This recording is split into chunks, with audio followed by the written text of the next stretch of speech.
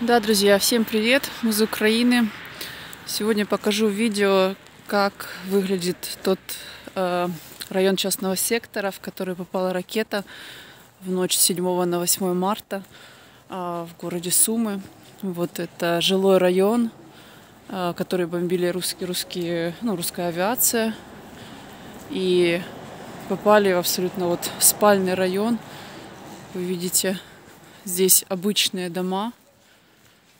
Совершенно обыкновенные, да, ну, такие, как бы, не знаю, как не загородная местность, но такой частный сектор, скажем так. Ну вот так вот он выглядит сейчас, после бомбежки, после того, как уже люди немножко здесь понаводили порядки. Вы видите, вон там и ванны стоят, тут огороды, ну и прям целые дома разрушены, вот куча обломков.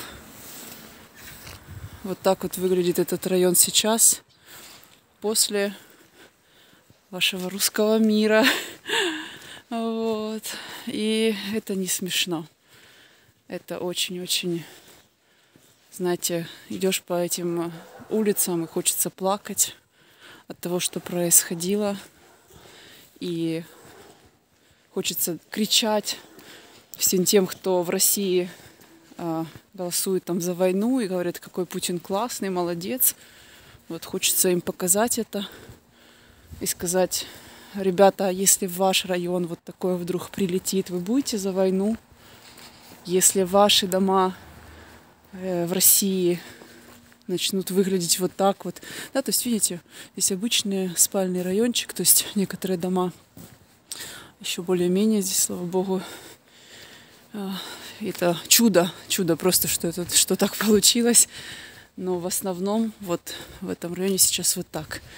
И да, те люди, которые выступают за войну с Украиной, вот, которые думают, что здесь какие-то там вымышленные нацисты, националисты, не знаю, бандеровцы, то, ребят, если вам в район такое прилетит, и ваш дом будет выглядеть вот так вот, вы будете за войну?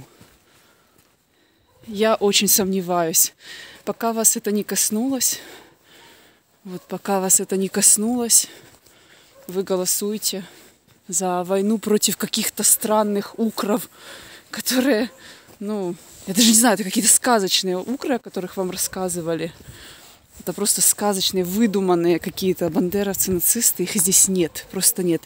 Но вместо этого теперь есть здесь вот такие вот дома. И это не свалка, ребята. Это жилые дома, в которых до прихода вашей российской помощи здесь находились мирные семьи, мирные люди, которые любили и любят свою землю, которые строили эти дома годами, которые строили свою жизнь здесь, которые никогда не могли подумать, что вот здесь вот такое вот прилетит, и вместо их обычного выстроенного красивого вот такого дома будет вот такая вот развалина, как вот здесь, например. Вот смотрите, это не фотошоп, ребята, это не фотошоп. Это просто машина, которая здесь стояла. Это просто дома, в которых спали, жили, ночевали семьи, когда ночью прилетела ракета от российской авиации, да.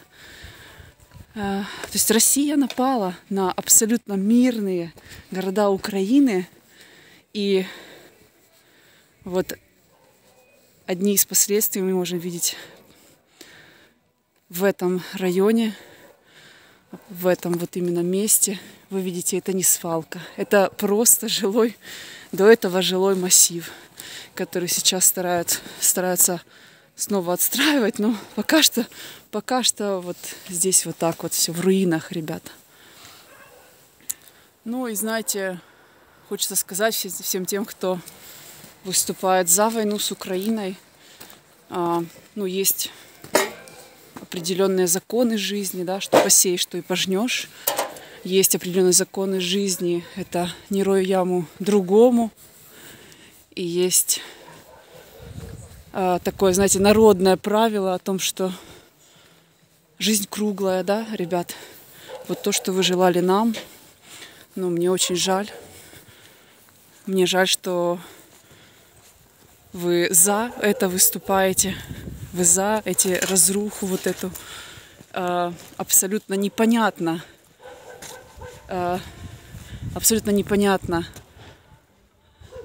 зачем вам это надо, зачем вы, как народ, многие из россиян выступают за вот это, поддерживаете, да? Зачем вам это надо? Для самоутверждения? Ну, ребят, повышайте себе самооценку своими достижениями, а не за счет разрушения других городов. Вы же позиционируете себя как умных, да, талантливых людей. Так зачем тогда бомбить? А зачем тогда разрушать, чтобы доказать, что вы крутые? Доказывайте это другими способами, достижениями, уровнем жизни. Доказывайте это... Ну, кстати, уровнем жизни доказывайте не занижая чужой уровень жизни, да, а повышая свой, развиваясь, работая на благо страны, а не просто за счет чужого вот такого вот разбомбленного состояния, которое принес сюда, ну, в этот район, принес ваш русский мир, которого мы не звали. Нам он не нужен. Мы жители Украины. И когда люди говорят, что они за это все, то у меня вопросы вообще к психологическому состоянию нации, ребята. И я хочу сказать, что когда я сейчас это обращение делаю, я это обращение делаю не... Ну, абсолютно это не касается тех людей, которые просто адекватно смотрят на ситуацию и говорят «нет войне». Я благодарна тем людям, которые, ну, высказывают свою позицию, где бы они ни были, если они за границей, не в России или в России. Спасибо вам за то, что вы выступаете хотя бы против, хотя бы ваше моральное состояние, ваш голос, он против вот этого. Он против этого разрушения. Это огромное, знаете, это уже огромное достижение, если вы выступаете против этого. Даже просто если... Я не призываю там идти на какие-то митинги, потому что я понимаю, что это опасно для вас. Но я благодарна просто многим людям из России, которые в свое время, когда это все вот стартануло, они написали, они выразили, знаете, такое чувство, что им стыдно за это. Им стыдно за то, что делает ваше правительство российское здесь, в Украине. И, знаете, позиция сейчас здравых людей, наверное, в России, это все-таки быть не за вот это, а реализовываться за счет своего ума, своих талантов, и процветать не за счет занижения уровня жизни рядом стоящих стран, а за счет своего потенциала, ребят. Россияне, которые выступают за войну, вот, вы слабаки, потому что вы не хотите зарабатывать, не хотите расти над собой, не хотите достигать чего-то самостоятельно. Вам просто нравится вот смотреть, наверное, на то, какие разрушения были здесь сотворены, в Украине. Но я благодарна очень многим за позицию, очень многим россиянам, которые выступают против этого всего. Просто за вашу позицию, даже если вы просто пишете об этом где-то в личных сообщениях. Если у вас есть родственники, если вы адекватны, да, и у вас есть родственники в Украине, пожалуйста, напишите им, что вам жаль. Напишите им, что вам стыдно за ваше руководство, за вашего Путина. Потому что те, кто сейчас находится в России, или, простите, те, кто находится сейчас в Украине и видят вот это вот, ну, они не могут вас понять, почему вы за войну.